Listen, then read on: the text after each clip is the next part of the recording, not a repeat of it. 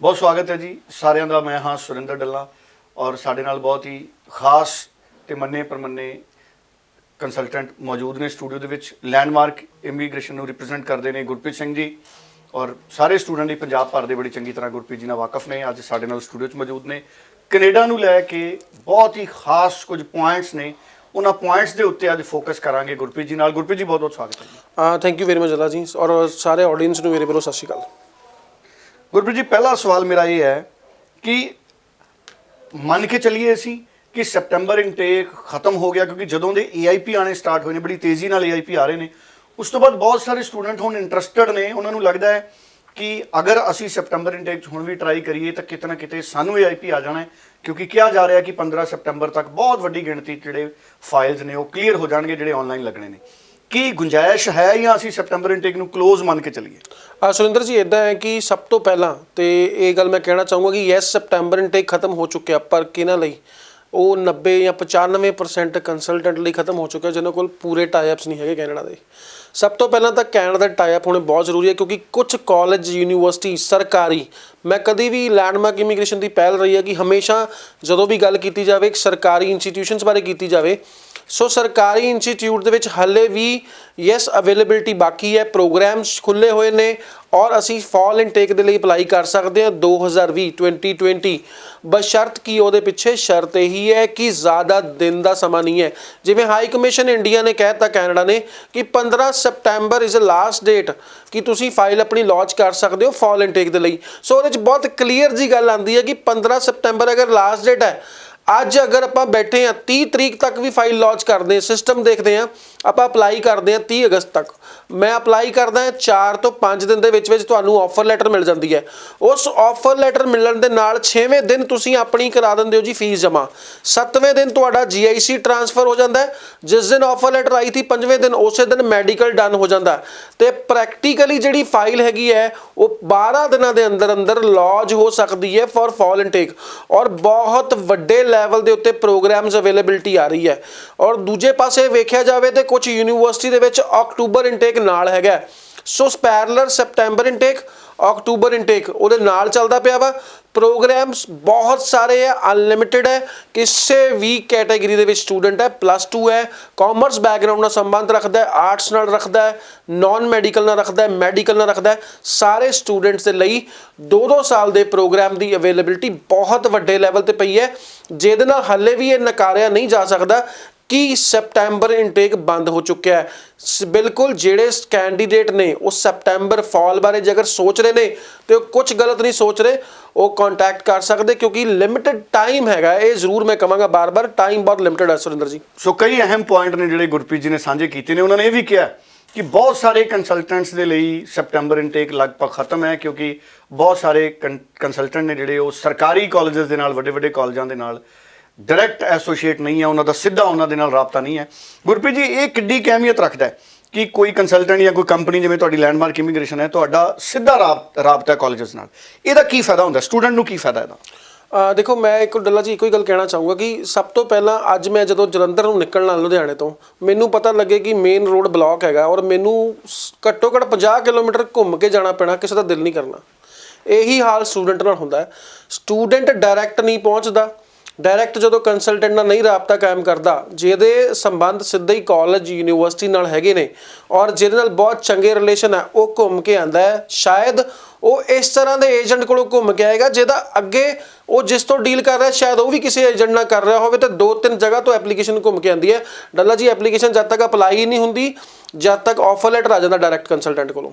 ਸੋ ਉੱਥੇ ਸਟੂਡੈਂਟ ਖੱਜਲ ਹੁੰਦਾ। ਤੁਸੀਂ ਸੁਣਦੇ ਹੋਵੋਗੇ ਬਾਰ-ਬਾਰ ਸਟੂਡੈਂਟ ਕਹਿੰਦਾ ਜੀ ਮੇਰੀ 2 ਮਹੀਨੇ ਤੋਂ ਆਫਰ ਨਹੀਂ ਆਈ, ਮੇਰੀ 3 ਮਹੀਨੇ ਤੋਂ ਆਫਰ ਨਹੀਂ। ਉਹਦਾ ਕਾਰਨ ਕੀ? ਉਹਦੇ ਪਿੱਛੇ ਇਹੀ ਵੱਡਾ ਕਾਰਨ ਹੈ ਕਿ ਆਫਰ ਲੈਟਰ ਘੁੰਮ ਕੇ ਆਉਣੀ ਹੈ। ਯੈਸ, ਤੁਸੀਂ ਜਿਹੜੇ ਸਰਕਾਰੀ ਕਾਲਜਸ ਨੇ ਕੈਨੇਡਾ ਦੇ, ਹੁਣ ਜੇ ਸੈਪਟੰਬਰ ਲਈ ਵੀ ਆਫਰ ਲੈਟਰ ਚਾਹੀਦੀ ਹੋਵੇ ਜਾਂ ਜਨਵਰੀ ਲਈ ਜਾਂ ਸੈਪਟੰਬਰ ਲਈ, ਕਿੰਨਾ ਕੁ ਟਾਈਮ ਲੱਗਦਾ ਸੈਪਟੰਬਰ ਲਈ? ਬਿਲਕੁਲ, ਜੇ ਸੈਪਟੰਬਰ ਦੀ ਵੀ ਗੱਲ ਕਰਾਂ ਤਾਂ 24 ਘੰਟੇ ਦੇ ਟਾਈਮ ਦੇ ਵਿੱਚ ਵੀ ਆਫਰ ਲੈਟਰ ਆ ਸਕਦੀ ਹੈ ਸਰਕਾਰੀ ਕਾਲਜ ਦੀ। ਯੈਸ, ਸਰਕਾਰੀ ਕਾਲਜ ਦੀ 24 ਘੰਟਿਆਂ ਤੋਂ ਲੈ ਕੇ 5 ਦਿਨਾਂ ਦੇ ਅੰਦਰ ਅੰਦਰ ਅਸੀਂ ਆਫਰ ਲੈਟਰ ਲੈ ਸਕਦੇ ਹਾਂ ਸਰਕਾਰੀ ਕਾਲਜ ਤੋਂ ਸੈਪਟੰਬਰ ਇਨਟੇਕ ਦੀ। ਕੁਝ ਪ੍ਰੋਗਰਾਮ ਓਪਨ ਨੇ ਜਿਨ੍ਹਾਂ ਦੇ ਵਿੱਚ ਯੈਸ ਡੈਫੀਨਿਟਲੀ ਆਫਰ ਆਏਗੀ ਈਵਨ ਦੋ ਤੁਸੀਂ ਅਗਰ ਸਰਕਾਰੀ ਕਾਲਜ ਵਿੱਚ ਜਾਣਾ ਚਾਹੁੰਦੇ ਹੋ ਓਨਟਾਰੀਓ 'ਚ ਤਾਂ ਲੈਂਡਮਾਰਕ ਇਮੀਗ੍ਰੇਸ਼ਨ ਤੁਹਾਨੂੰ ਲੈ ਕੇ ਦੇ ਸਕਦਾ 24 ਘੰਟਿਆਂ ਦੇ ਵਿੱਚ ਆਫਰ ਲੈਟਰ ਓਨਟਾਰੀਓ ਦੇ ਵਿੱਚੋਂ ਸਰਕਾਰੀ ਕਾਲਜ। ਹੁਣ ਮੇਰਾ ਮਕਸਦ ਇਸ ਗੱਲ ਨੂੰ ਬਿਲਕੁਲ ਵੀ ਧਿਆਨ ਨਾਲ ਸੁਣਿਆ ਜਾਵੇ ਕਿਉਂਕਿ ਸਾਰੇ ਕਾਲਜਸ ਨਹੀਂ ਦਿੰਦੇ 24 ਘੰਟਿਆਂ 'ਚ ਆਫਰ ਲੈਟਰ, ਕੁਝ ਕਾਲਜ ਇੱਦਾਂ ਦੇ ਵੀ ਹੋਣਗੇ ਜਿਹੜੇ 24 ਦਿਨਾਂ ਦੇ ਵਿੱਚ ਆਫਰ ਲੈਟਰ ਦੇਣਗੇ। ਸੋ ਇਹਦੇ 'ਚ ਸਪੈਸੀਫਿਕ ਕੁਝ ਕਾਲਜ ਹੈ ਪਰ ਇੰਨੀ ਬਿਲਕੁਲ ਮੈਂ ਕਹਿ ਸਕਦਾ ਵਾਂ ਬਿਲਕੁਲ ਸਹੀ ਤਰੀਕੇ ਨਾਲ ਕਿ ਸਰਕਾਰੀ ਜ਼ਰੂਰ ਹੋਣਗੇ ਕਿਉਂਕਿ ਸਰਕਾਰੀ ਦੇ ਵਿੱਚ ਜਾ ਕੇ ਗਵਰਨਮੈਂਟ ਇੰਸਟੀਚਿਊਟ ਵਿੱਚ ਜਾ ਕੇ ਪਬਲਿਕ ਇੰਸਟੀਚਿਊਟ ਵੀ ਜਿਹਨੂੰ ਕਹਿ ਦਿੰਦੇ ਅਸੀਂ ਕੈਨੇਡਾ ਦੇ ਵਿੱਚ ਉਹਦੇ ਵਿੱਚ ਹੀ ਸਟੂਡੈਂਟ ਦਾ ਫਿਊਚਰ ਬ੍ਰਾਈਟ ਹੈ। ਜੇ 3 ਸਾਲਾਂ ਦਾ ਪਰਮਿਟ ਮਿਲਣਾ ਤੇ ਉਹਦੇ ਥਰੂ ਹੀ ਮਿਲਣਾ ਵਾ, ਜੇ 1 ਸਾਲ ਦਾ ਪਰਮਿਟ ਵੀ ਮਿਲਣਾ 1 ਸਾਲ ਦੇ ਪ੍ਰੋਗਰਾਮ 'ਚ ਤਾਂ ਵੀ ਸਰਕਾਰੀ ਸਕੂਲ ਤੋਂ ਹੀ ਮਿਲਣਾ ਹੈ, ਸਰਕਾਰੀ ਕਾਲਜ ਤੋਂ ਮਿਲਣਾ। ਮੈਨੂੰ ਬਹੁਤ ਕਈ ਵਾਰੀ ਮੈਂ ਇਕੱਲੇ ਸੋਚਦਾ ਡਾਲਾ ਜੀ ਮੈਨੂੰ ਸਮਝ ਨਹੀਂ ਆਉਂਦੀ ਕਈ ਵਾਰੀ ਜਦੋਂ ਅਸੀਂ ਇੰਡੀਆ 'ਚ ਪੜ੍ਹਦੇ ਹਾਂ ਅਸੀਂ ਸੋਚਦੇ ਹਾਂ ਪ੍ਰਾਈਵੇਟ ਸਕੂਲਾਂ ਦੇ ਮਗਰ ਭੱਜਦੇ ਹਾਂ, ਜਦੋਂ ਬਾਹਰ ਦੀ ਵਾਰੀ ਆਉਂਦੀ ਕੈਨੇਡਾ ਦੀ ਫਿਰ ਅਸੀਂ ਸਰਕਾਰੀ ਵੱਲ ਨੂੰ ਹੋ ਜਾਂਦੇ ਹਾਂ। ਪਰ ਉਹ ਸਾਡੀ ਮਜਬੂਰੀ ਹੈ ਕਿ ਅਸੀਂ ਬਾਹਰ ਜਾ ਕੇ ਸਰਕਾਰੀ ਪੜ੍ਹਨਾ ਚਾਹੁੰਦੇ ਹਾਂ ਕਿਉਂਕਿ ਉੱਥੇ ਵਰਕ ਪਰਮਿਟ ਹੈ, ਸੈਟਲਮੈਂਟ ਦਿਖਦੀ ਹੈ, ਫਿਊਚਰ ਦਿਖਦਾ ਹੈ। ਸੋ ਅਸੀਂ ਇੱਥੇ ਪਰ ਪ੍ਰਾਈਵੇਟ ਕਾਲਜ ਦੇ ਸਕੂਲ ਦੇ ਮਗਰ ਜਾਂਦੇ ਹਾਂ ਕਿਉਂਕਿ ਇੱਥੇ ਸਾਨੂੰ ਬੱਚੇ ਲਈ ਕੁਆਲਿਟੀ ਐਜੂਕੇਸ਼ਨ ਸਿਰਫ ਪ੍ਰਾਈਵੇਟ 'ਚ ਹੀ ਦਿਖਦੀ ਹੈ। ਬਿਲਕੁਲ ਠੀਕ ਹੈ ਜੀ। ਸੋ ਸੈਪਟੈਂਬਰ ਇਨਟੇਕ ਲਈ ਹਾਲੇ ਵੀ ਸੰਭਾਵਨਾਵਾਂ ਨੇ। ਅਗਰ ਸੈਪਟੈਂਬਰ ਇਨਟੇਕ 'ਚ ਹੁਣ ਵੀ ਜਿਵੇਂ ਤੁਸੀਂ ਕਿਹਾ ਕੁਝ ਸਰਕਾਰੀ ਕਾਲਜ ਨੇ ਉੱਥੇ ਆਫਰ ਲੈਟਰ ਬਹੁਤ ਜਲਦੀ ਆ ਸਕਦੀ ਹੈ, ਤੁਹਾਨੂੰ ਲੱਗਦਾ ਹੈ ਕਿ ਅਗਰ ਹੁਣ ਵੀ ਸੈਪਟੈਂਬਰ ਇਨਟੇਕ 'ਚ ਅਪਲਾਈ ਹੋਵੇ ਤੇ EIP ਇਨ ਟਾਈਮ ਆ ਜਾਏਗੀ ਸਟੂਡੈਂਟ ਦੀ ਕਿ ਅਗਰ ਉਹਨੇ ਕੋਈ ਡਿਸੀਜਨ ਕਰਨਾ ਕੋਈ ਡੈਫਰ ਕਰਨਾ ਹੈ ਜਾਂ ਆਨਲਾਈਨ ਕਲਾਸਿਸ ਵੀ ਲਾਣੀਆਂ ਨੇ ਸਫੀਸ਼ੀਐਂਟ ਟਾਈਮ ਬਚ ਜਾਏਗਾ ਸਟੂਡੈਂਟ ਕੋਲੇ? ਮੈਨੂੰ ਲੱਗਦਾ ਡਾਲਾ ਜਿਹੜੀਆਂ ਪੁਰਾਣੀਆਂ ਐਪਲੀਕੇਸ਼ਨਾਂ ਬੈਕਲੌਗ ਹਾਈ ਕਮਿਸ਼ਨ ਕੋਲ ਹੈਗਾ ਉਹਨਾਂ ਨੇ 30 ਤਰੀਕ ਤੱਕ ਇਹਨੂੰ ਕੰਪਲੀਟ ਕਰ ਦੇਣਾ। ਮੇਰੀ ਜੋ ਸੋਚ ਹੈ ਜਿਸ ਹਿਸਾਬ ਨਾਲ ਜਿਸ ਲੈਵਲ 'ਚ ਮਾਰਕੀਟ ਦੇ ਵਿੱਚ ਆ ਰਹੇ ਨੇ EIPs ਇਹ ਖਤਮ ਹੋ ਜਾਣਾ। ਅੱਗੇ ਜਿਹੜੀ ਨਵੀਂ ਐਪਲੀਕੇਸ਼ਨ ਵੀ ਲੱਗ ਰਹੀ ਆ ਉਹਦੇ ਵਿੱਚ ਵੀ ਰਿਜ਼ਲਟ ਬਹੁਤ ਫਾਸਟ ਆ ਰਿਹਾ। ਮੈਂ ਕਿਉਂਕਿ ਮੈਨੂੰ ਤਾਂ ਲੱਗ ਰਿਹਾ ਕਿਉਂਕਿ ਸਾਡੀ ਕੁਝ ਐਪਲੀਕੇਸ਼ਨ ਜਿਹੜੀਆਂ 5 ਅਗਸਤ ਨੂੰ ਲਾਂਚ ਹੋਈਆਂ ਸੀ ਉਹਨਾਂ ਦਾ EIP ਆ ਚੁੱਕਿਆ ਹੈ। ਅੱਛਾ 5 ਅਗਸਤ ਵਾਲਿਆਂ ਦਾ 5 ਅਗਸਤ ਨੂੰ ਲਾਂਚ ਹੋਈ ਸੀ ਫਾਈਲ ਹਾਈ ਕਮਿਸ਼ਨ 'ਚ, ਉਹਦਾ ਰਿਜ਼ਲਟ ਵੀ ਆ ਚੁੱਕਿਆ। ਸੋ ਇਸ ਚੀਜ਼ ਨੂੰ ਵੇਖਦੇ ਹੋਏ ਮੈਨੂੰ ਇਹ ਲੱਗਦਾ ਜਿਹੜੀਆਂ 1 ਸਪਟੈਂਬਰ ਤੋਂ ਬਾਅਦ ਫਾਈਲ ਲਾਂਚ ਹੋਣਗੀਆਂ ਉਹਨਾਂ ਦੇ ਰਿਜ਼ਲਟ ਸਟੂਡੈਂਟ ਨੂੰ 24 ਤੋਂ 48 ਘੰਟਿਆਂ 'ਚ ਵੀ ਵੇਖਣ ਨੂੰ ਮਿਲਣਗੇ ਕਿਉਂਕਿ ਇਹ ਪਹਿਲਾਂ ਵੀ ਹੋ ਚੁੱਕਿਆ ਹੈ ਸਾਡੇ ਨਾਲ, ਇਹ ਪਹਿਲਾਂ ਵੀ ਹੋ ਚੁੱਕਿਆ ਇਸ COVID-19 ਦੀ ਸਿਚੁਏਸ਼ਨ ਤੋਂ ਪਹਿਲਾਂ ਜਦੋਂ ਅਸੀਂ ਫਾਈਲ ਲਾਂਚ ਕਰਦੇ ਸੀ ਕਈ ਵਾਰੀ ਅਸੀਂ ਰਾਤੀ ਫਾਈਲ ਲਾਂਚ ਕਰਕੇ ਜਾਂਦੇ ਸੀ, ਸਵੇਰੇ ਉਹਦਾ ਰਿਜ਼ਲਟ ਆਇਆ ਹੁੰਦਾ ਸੀ, ਪਾਸਪੋਰਟ ਸਬਮਿਸ਼ਨ ਦੀ ਰਿਕੁਐਸਟ ਆਈ ਹੁੰਦੀ ਸੀ ਕਿ ਤੁਸੀਂ ਉਹਦਾ ਪਾਸਪੋਰਟ ਸਬਮਿਟ ਕਰ ਦਿਓ।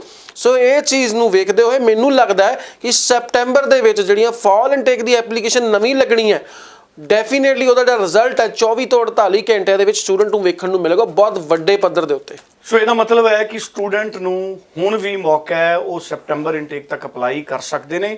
ਪਰ ਸੈਪਟੈਂਬਰ ਇਨਟੇਕ ਲਈ ਹੁਣ ਕਿਹੜੇ ਸਟੂਡੈਂਟ ਨੂੰ ਤੁਸੀਂ ਐਲੀਜੀਬਲ ਮੰਨੋਗੇ? ਕਿਉਂਕਿ ਬਹੁਤ ਸਾਰੇ ਸਟੂਡੈਂਟ ਸਾਡੇ ਕੋਲੇ ਇਦਾਂ ਦੇ ਵੀ ਹੈ ਗੁਰਪ੍ਰੀਤ ਜੀ ਜਿਨ੍ਹਾਂ ਕੋਲੇ ਰਿਫਿਊਜ਼ਲ ਹੈ, ਕਈ ਵਾਰ ਦਾ ਰਿਫਿਊਜ਼ਲ ਸੀ, ਡੀਮੋਰਲਾਈਜ਼ ਹੋ ਚੁੱਕੇ ਸੀ, ਕਿ ਉਹਨਾਂ ਸਟੂਡੈਂਟ ਲਈ ਵੀ ਮੌਕਾ ਹੈ ਕਿ ਮਲਟੀਪਲ ਰਿਫਿਊਜ਼ਲ ਵਾਲੇ ਵੀ ਹੁਣ ਅਪਲਾਈ ਕਰ ਲੈਣ ਜਾਂ ਜਿਨ੍ਹਾਂ ਦਾ ਆਸਟ੍ਰੇਲੀਆ ਤੋਂ ਰਿਫਿਊਜ਼ਲ ਨੇ ਬਹੁਤ ਵੱਡੀ ਗਿਣਤੀ ਸਟੂਡੈਂਟ ਪਹਿਲਾਂ ਆਸਟ੍ਰੇਲੀਆ ਤੋਂ ਰਿਫਿਊਜ਼ ਹੋਏ ਪਿਛਲੇ ਇਨਟੇਕਸ ਦੇ ਵਿੱਚ। ਡੱਲਾ ਜੀ ਬਿਲਕੁਲ this is a golden opportunity and golden time ਚੱਲ ਰਿਹਾ ਵਾ ਸਟੂਡੈਂਟ ਲਈ। ਇਹ ਚੰਗਾ ਟਾਈਮ ਨਹੀਂ ਚੱਲ ਰਿਹਾ ਪੂਰੀ ਦੁਨੀਆ ਲਈ, COVID-19 ਦੀ ਸਿਚੁਏਸ਼ਨ 'ਚੋਂ ਗੁਜ਼ਰ ਰਹੇ ਆਪਾਂ। ਬਟ ਮੈਨੂੰ ਲੱਗਦਾ ਉੱਥੇ ਕਿਤੇ ਨਾ ਕਿਤੇ ਉਹ ਸਟੂਡੈਂਟ ਜਿਹੜਾ ਬਾਹਰ ਜਾ ਕੇ ਪੜ੍ਹਨ ਦਾ ਚਾਹਵਾਨ ਹੈਗਾ ਉਹਦੇ ਲਈ ਇਹ ਟਾਈਮ ਚੰਗਾ ਆਏਗਾ ਕਿਉਂਕਿ ਇਹਦੇ ਵਿੱਚ ਦੇਖਿਆ ਗਿਆ ਸਾਡੇ ਕੋਲ ਅਗਰ ਲੈਂਡਮਾਰਕ ਪਲੇਟਫਾਰਮ ਦੀ ਗੱਲ ਕਰਾਂ ਤੇ 7-7 ਸਾਲ ਦੇ ਐਜੂਕੇਸ਼ਨਲ ਗੈਪ ਦੇ ਨਾਲ ਸਾਡੇ ਕੋਲ ਇਸ ਟਾਈਮ EIP ਆ ਚੁੱਕਿਆ ਹੈ। PTE ਦੇ ਨਾਲ EIP ਆ ਚੁੱਕਿਆ ਹੈ ਆਲਰੇਡੀ 2-2 3-3 ਵਾਰ ਰਿਫਿਊਜ਼ ਕੈਂਡੀਡੇਟ ਨੇ ਜਿਹੜੇ ਉਹਨਾਂ ਦਾ ਵੀ EIP ਰੀਫਾਈਲ ਦੇ ਵਿੱਚ ਆ ਚੁੱਕਿਆ। ਸੋ ਇਹ ਇੱਕ ਗੋਲਡਨ ਓਪਰਚੁਨਿਟੀ ਹੈ, ਸਟੂਡੈਂਟ ਨੂੰ ਸਮਝਣ ਦੀ ਲੋੜ ਹੈ। ਪਰ ਮੈਂ ਇਸ ਮੰਚ ਤੋਂ ਬੈਠ ਕੇ ਇੱਕ ਗੱਲ ਸਾਫ਼ ਕਹਿਣਾ ਚਾਹੂੰਗਾ ਸੈਪਟੈਂਬਰ ਲਈ ਅਪਲਾਈ ਉਹੀ ਕਰਨਾ ਜਿਹੜੇ ਆਨਲਾਈਨ ਪੜ੍ਹਨ ਲਈ ਤਿਆਰ ਨੇ। ਦੂਸਰੇ ਨਾ ਤਾਂ ਆਪਣਾ ਪੈਸਾ ਖਰਾਬ ਕਰਨ ਦੀ ਸੋਚਣਾ ਨਾ ਅਪਲਾਈ ਕਰਨ ਦੀ ਸੋਚਣਾ, ਉਹ ਜਨਵਰੀ ਲਈ ਅਪਲਾਈ ਕਰ ਸਕਦੇ ਆ। ਫਿਲਹਾਲ ਜਨਵਰੀ ਤੇ ਬਹੁਤ ਵੱਡੀ ਆਰਟੀਕਲਾਂ ਹੈਗੀਆਂ ਨੇ ਕਿ ਆਨਲਾਈਨ ਹੋਊਗਾ ਜਾਂ ਆਫਲਾਈਨ, ਕੋਈ ਵੀ ਅਫੀਸ਼ੀਅਲ ਨੋਟੀਫਿਕੇਸ਼ਨ ਨਹੀਂ ਹੈਗੀ।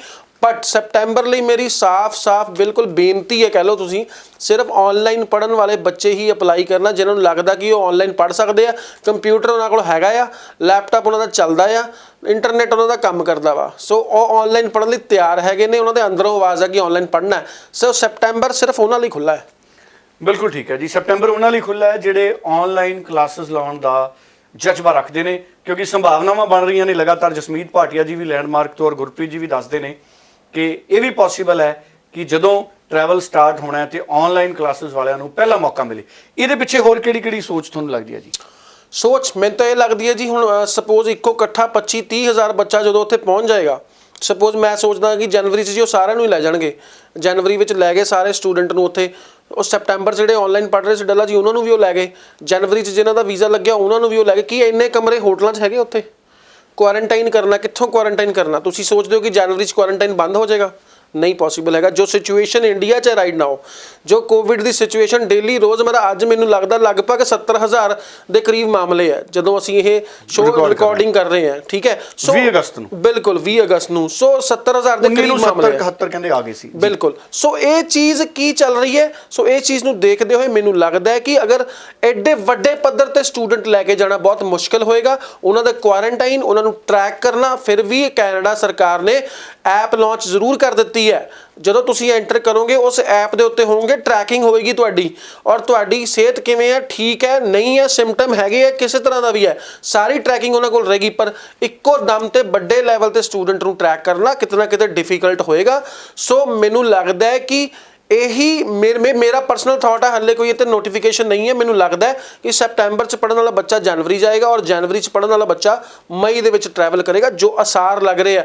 ਬਟ ਅਸੀਂ ਤਾਂ ਇਹੀ ਕਹਿੰਦੇ ਹਾਂ, ਜਿੰਨੇ ਵੀ ਦਰਸ਼ਕ ਦੇਖ ਰਹੇ ਹੋਣੇ ਆ, ਮੇਰੀ ਵੀ ਸੋਚ ਇਹੀ ਕਹਿੰਦੀ ਹੈ ਕਿ ਜਿੰਨੀ ਜਲਦੀ ਸਟੂਡੈਂਟ ਟਰੈਵਲ ਕਰ ਪਾਉਣ, ਕਿਉਂਕਿ ਉਹਨਾਂ ਨੇ ਲੱਖਾਂ ਰੁਪਈਆ ਲਾਇਆ ਵਾ, ਮਾਂ-ਬਾਪ ਦੇ ਸੁਪਨੇ ਹੈ, ਸਟੂਡੈਂਟ ਦਾ ਵੀ ਸੁਪਨਾ ਹੈ ਕੈਨੇਡਾ ਪਹੁੰਚਣ ਦਾ ਔਰ ਵਧੀਆ ਤਰੀਕੇ ਨਾਲ ਅੱਗੇ ਜ਼ਿੰਦਗੀ ਨੂੰ ਸੈਟਲ ਡਾਊਨ ਕਰਨ ਦਾ। ਸੋ ਮੇਰੀ ਤਾਂ ਅੱਗੇ ਵਾਹਿਗੁਰੂ ਅੱਗੇ ਇਹੀ ਅਰਦਾਸ ਹੈ ਜੀ ਕਿ ਇਹ ਜਿਹੜੀ ਪ੍ਰੋਬਲਮ ਚੱਲ ਰਹੀ ਹੈ ਪੂਰੇ ਵਰਲਡ ਚੋਂ ਹੀ ਇੱਕ ਤਰ੍ਹਾਂ ਰਿਮੂਵ ਹੋ ਜਾਏ। ਸੋ ਜਲਦੀ ਤੋਂ ਜਲਦੀ ਅਸੀਂ ਇਹ ਤੋਂ ਅੱਗੇ ਨਿਕਲ ਪਾਈਏ।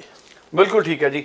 ਸੋ ਬਹੁਤ ਇੰਪੋਰਟੈਂਟ ਇਨਫੋਰਮੇਸ਼ਨ ਹੈ ਜਿਹੜੀ ਸਾਂਝੀ ਕੀਤੀ ਹੈ ਸਾਡੇ ਨਾਲ ਗੁਰਪ੍ਰੀਤ ਸਿੰਘ ਜੀ ਨੇ, ਜਿਹੜੇ ਕਿ ਡਾਇਰੈਕਟਰ ਨੇ ਲੈਂਡਮਾਰਕ ਇਮੀਗ੍ਰੇਸ਼ਨ ਦੇ, ਔਰ ਬਹੁਤ ਇੰਪੋਰਟੈਂਟ ਅਪਡੇਟ ਸਾਡੇ ਨਾਲ ਟਾਈਮ ਟੂ ਟਾਈਮ ਲਾਈਵ ਤੇ ਵੀ ਸਾਂਝੇ ਕਰਦੇ ਨੇ। ਜਸਮੀਤ ਭਾਟੀਆ ਜੀ ਵੀ ਕਰਦੇ ਨੇ, ਗੁਰਪ੍ਰੀਤ ਜੀ ਵੀ ਕਰਦੇ ਨੇ।